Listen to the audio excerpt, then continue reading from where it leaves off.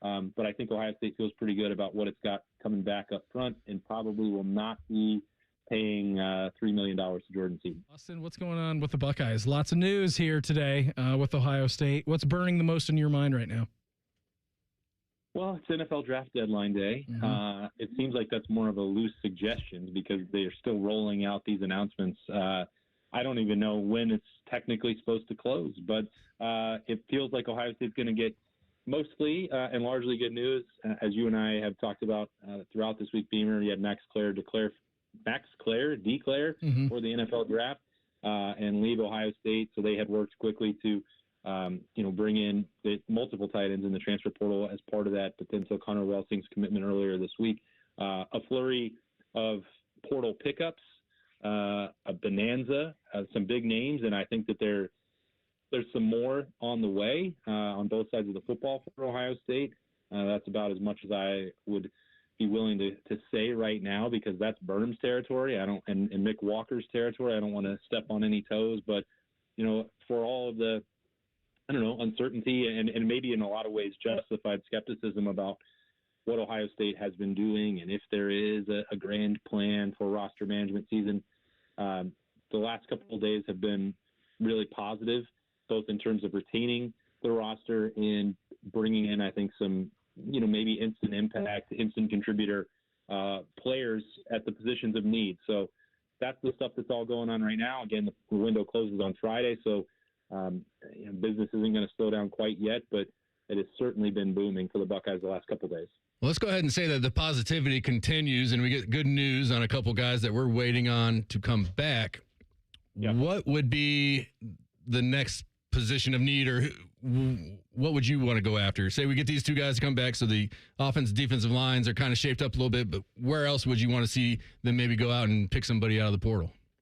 Yeah, I mean, I think I had kind of taken it for granted that Jermaine Matthews would be back really for months. As far as I know, I mean, I just got back from street hockey with Liberty, so I haven't seen if Jermaine has confirmed that himself or if that is a holdout at this moment. Haven't seen anything, Austin. Nothing on that. Yeah.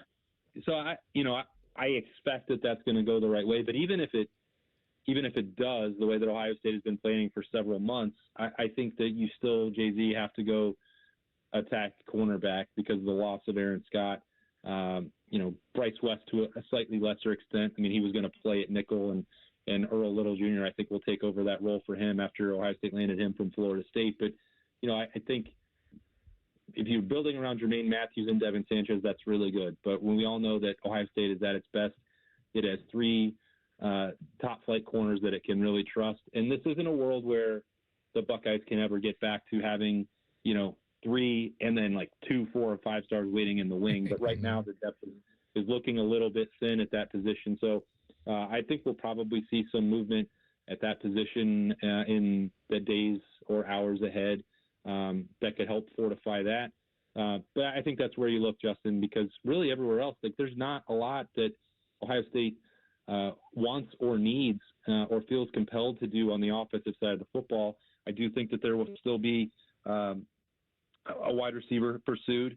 So as you look at the skill positions, I think that's pretty much it right now. And if they're a kicker, of course, you have to have one of those. But there was a portal entrant from Baylor earlier today that I think has Ohio State's attention that they will, kick the tires on and maybe already get that thing down the road. We'll see how that transpires. But that's, they've done a lot of this work now, and they're not looking to fill out an 85-man scholarship roster at this point. So there isn't truly a ton for them to do. You mentioned Scott. Is there any chance are they still trying to talk to him, or is he gone for sure? I think that ship has sailed. Okay. So I would love it. I mean, sometimes you have. I'm not speaking specifically to Scott, but generally, you see some of these guys go in the portal and they expect that the offers are going to be overwhelming, and everything that they heard in back channel is going to be 7 figures and double what or triple what you were making before, and some of that doesn't happen. I know that anecdotally from other players around the country and some guys who have also left Ohio State, and you find out that some of those financial offers and the checks aren't real. And a lot of guys don't, swallow their pride and go back and say, yeah, maybe I was wrong about this. I'm not saying that that's applying in the Scott situation, but It doesn't appear that it's going to be revisited. and it certainly seems as if Ohio State is making other plans accordingly. He is Austin Ward with us here on the Bryant Heating and Cooling Systems fan guest hotline. Austin, that kicker that you're talking about from Baylor, Connor Hawkins, 18 of 22 this season, had a long of 54, 8 of 12 on field goals longer than 40 yards, also including 5 made field goals out of 8 tries between 40 and 49. So that's the player that you're talking about. And correct me if I'm wrong, Austin, but they are bringing him on campus tomorrow, if I'm not wrong. He will visit tomorrow, and you look at the tea leaves on that. Not every player who visits you're going to land a commitment from, but given the timing and how quickly his name was finally entered into the portal, like sometimes that's the hang-up. I mean, I'm going to peel back the curtain on that. Sometimes there are programs that don't want to put in that paperwork if it seems obvious what direction things might be moving. I would say that I don't feel like it's a coincidence that that announcement was made earlier on Wednesday and that Connor Hawkins will be visiting Ohio State tomorrow. I feel like that's maybe one where the Buckeyes have a strong chance of sealing a deal. What about the possibilities of a set of twins, actually? Austin saw this from a little bit earlier, maybe within the hour or so. Florida State true freshmen, Mandrill and Daryl Desir. Is that something or someone's? Freshmen's? No, just freshmen. Did I say freshmen's? Freshmen, freshes men in the portal. Austin, what are you potentially hearing about that from the Buckeyes? Yeah. Geeses. There is interest in those freshmen. Thank you. Thanks, buddy. Defensive linemen. Yeah, of course. There is interest. Some of this, as it always, it is a little bit complicated in terms of NIL contract and buyout things, as it always is. I know that the potential for these names has been mentioned for, I don't know, basically the entirety of this transfer portal window, and it wasn't even clear if because of the contractual situation that they had at Florida State, if they would be actually available and or affordable for anybody out there. So I am not bold enough to make a prediction about how that is going to play itself out because it seems way more complicated than I can wrap my brain around, at least financially. So, we'll see. It's going to be the list of the usual suspects, but I know that Ohio State has been really targeted in the kind of players, type of players, athletic profile of the defensive linemen that they want to go after. A lot of that has been led, by Matt Patricia and trying to reshape this defense in the image that he wants to create. So there will be interest from Ohio State. Will they be able to bring them into the Woody Hayes Athletic Center? I don't know with any certainty on that one, but I can confirm interest for sure. Is that a package deal with the Twins? I mean, they're just both going to go somewhere, so you got to make sure you have almost double the NIL on the defensive line, and then any offensive line guys out there that maybe we're bringing in or thinking about.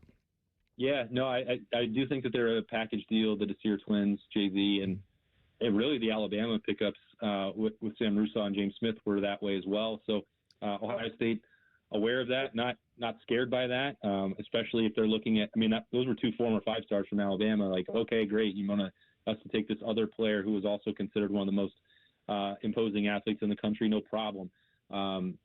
Interestingly enough, I don't know that was the case for Notre Dame when they were looking at them, but it worked out for Ohio State. That's not my concern or not my business. But offensive line, I mean, Jordan Seaton, the former 5-star, spent 2 years at Colorado, is a name that has Ohio State attached to it. They're aware that he's a very good player, of course. They recruited him the first time around a couple of years ago. The price tag seems like it's going to be prohibitive for the Buckeyes to really get involved, and that's largely a reflection of how good they feel about what they have returning. And Carson Hinsman made his announcement earlier today that he will be back. We expect that Austin Sarabeld will be returning. I think given the encouragement that we saw from Ian Moore late in the year, you're counting on him maybe to take one of those tackle spots or at least give you more flexibility. So that's a really veteran group.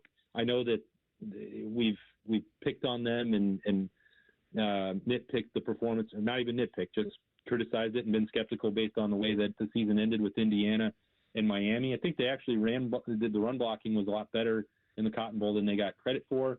But I think Ohio State feels pretty good about what it's got coming back up front and probably will not be paying $3 million to Jordan Seaton. Austin, thanks for the time. Always appreciate it.